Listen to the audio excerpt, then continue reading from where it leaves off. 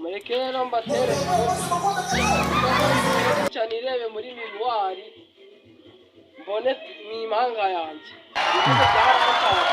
mbone imanga yanjye gute kambanze ndebe kambaze mama niba mama wambyaranye n'imanga none se ko nirebye muri miruwari nkabona imanga yanjye mama njye nabonye imanga yanjye yambaye imyenda nk'iyanjye ntabwo bibaye cyangwa wo ku ruhande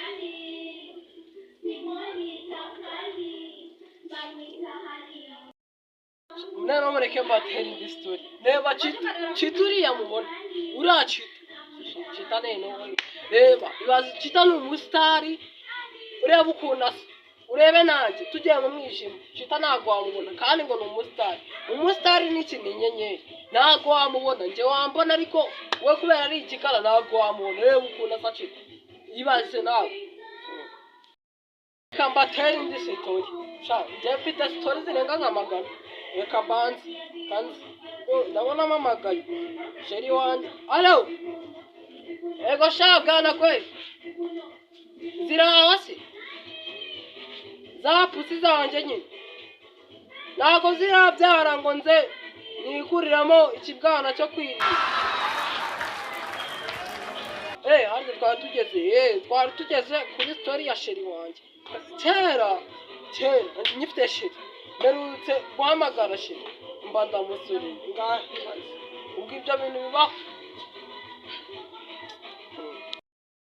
neho nyiga kera muri pirimeri umutica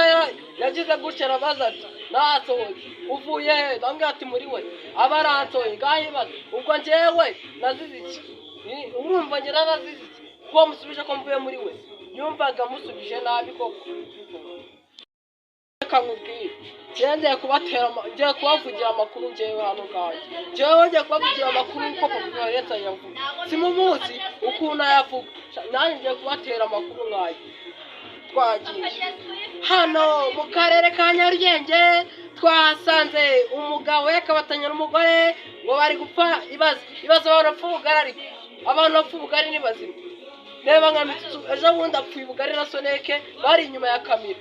sene barayica ngahibaze ibyo bintu bibaho ibaze umugore n'umugabo bagapfura inyanya bagapfa iki bagapfa ubuntu bw'amafu